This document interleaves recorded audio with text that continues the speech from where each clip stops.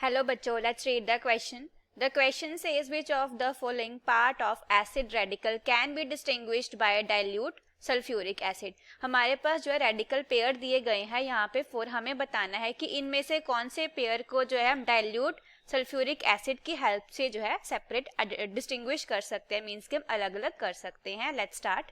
अगर हम की कंसेप्ट की बात करें, की कंसेप्ट, तो जब भी हम क्वालिटेटिव एनालिसिस परफॉर्म करते हैं, qualitative analysis of unknown salt, तो हम जो है दो तरह के टेस्ट परफॉर्म करते हैं. कौन कौन से टू टाइप के टेस्ट हम परफॉर्म करते हैं? फर्स्ट होते हैं हमारे प्रीलिमिनरी टेस्ट एंड सेकंड हमारे होते हैं कंफर्मेटरी टेस्ट. सेकंड होते हैं हमारे कंफर्मेटरी टेस्ट. हम ये दो टाइप के टेस्ट को परफॉर्म करते हैं. प्रीलिमिनरी टेस्ट को हम और क्या बोलते हैं? ड्राई टेस्ट भी बोलते हैं, बिकॉज हम कुछ एक पिंच ऑफ सॉल्ट यूज करते हैं. पिंच ऑफ सॉल्ट से हम आइडेंटिफाई करते हैं. Pinch of salt is used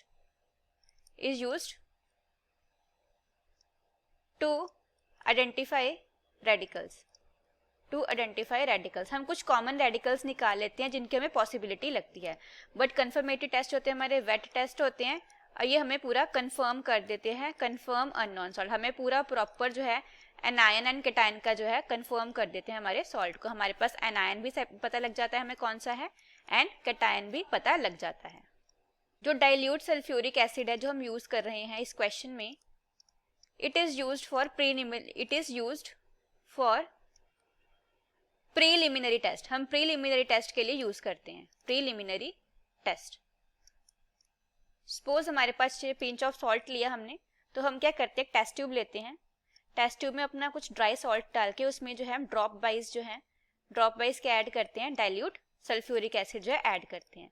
और फिर हम देखते हैं कि हमारी कौन सी गैस इवॉल्व होती है. फर्स्ट ऑब्जर्वेशन आती है, गैस इवॉल्व विद ब्रिस्क एफर्वेसेंस. हमारे पास जब ब्रिस्क एफर्वेसेंस के साथ गैस निकलती है, वो कौन सी गैस होती है हमारी? Carbon dioxide gas. तो ये कौन से हमारे एसिड रेडिकल को इंडिकेट करती है? कौन से एसिडिक रेडिकल को इंडिकेट करती है? कार्बोनेट को. SO3 2 negative. ये बताते हैं कि हाँ चांसेस है कि कार्बोनेट आयन जो है प्रेजेंट हो सकता है. Second, gas evolves with rotten egg smell. जो गैस इवॉल्व हुई उसकी क्या स्मेल है? रोटन एग जैसी स्मेल है. कौन सी गैस होती है वो? एग स्मेल होती है उसकी.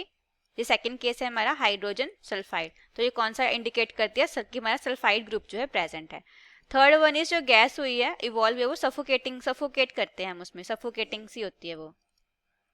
तो वो कौन सी होती है हमारे पास? Sulphur dioxide. क्या इंडिकेट करते हैं? हमारे पास सल्फाइड आयन जो है प्रेजेंट है. अब फोर्थ केस इज कि जब हमारे पास रेडिश ब्राउन गैस निकलती है. कौन सी? Reddish brown gas with pungent smell. बहुत पंजेंट स्मेल होती है उसकी, बहुत ज़्यादा स्ट्रॉन्ग होती है. कौन सी गैस होती है वो? Nitrogen dioxide. कौन सी गैस होती है वो?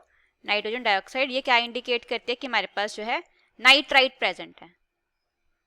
नेगेटिव आएगा, nitrite. This is NO2 negative. तो डाइल्यूट सल्फ्यूरिक एसिड की वजह से हमें कौन कौन से एसिड रेडिकल्स का पता लग गया? Carbonate, sulphide, SO3 2 negative, sulphide and nitrite. अब हम अपनी ऑप्शंस देखते हैं. हमारी फर्स्ट ऑप्शन है oxalate ion and nitrate ion. Oxalate ion and nitrate ion, इन दोनों आयन के साथ जो है हमारी डाइल्यूट सल्फ्यूरिक एसिड रिएक्ट नहीं करती है. Dilute sulphuric acid does not react. दोनों के साथ ही नहीं रिएक्ट करती है तो हम डिस्टिंग्विश नहीं कर पाएंगे. तो हमारी फर्स्ट ऑप्शन जो है रॉन्ग हो जाएगी. सेकंड ऑप्शन की बात करें, सेकंड ऑप्शन है हमारे पास नाइट्रेट एंड नाइट्राइट. हमारी जो डाइल्यूट सल्फ्यूरिक एसिड है वो नाइट्रेट के साथ नहीं करती है, नाइट्राइट के साथ करती है. हम सेपरेट करेंगे नाइट्रेट को एंड नाइट्राइट को यूजिंग डाइल्यूट सल्फ्यूरिक एसिड. जब हम नाइट्रेट में डाइल्यूट सल्फ्यूरिक एसिड डालेंगे तो हमारे पास कोई भी रिएक्शन नहीं होगी, नो रिएक्शन। बट अगर हम नाइट्राइट में डाइल्यूट सल्फ्यूरिक एसिड डालते हैं तो हमारे पास जो है क्या फॉर्मेशन हो जाती है, नाइट्रस एसिड की। ये क्या है हमारे पास, नाइट्रस एसिड। जो हमारा नाइट्रस एसिड होता है वो अनस्टेबल होता है, अनस्टेबल, तो ये डिसोशिएट कर जाता है हमारे पास नाइट्रिक एसिड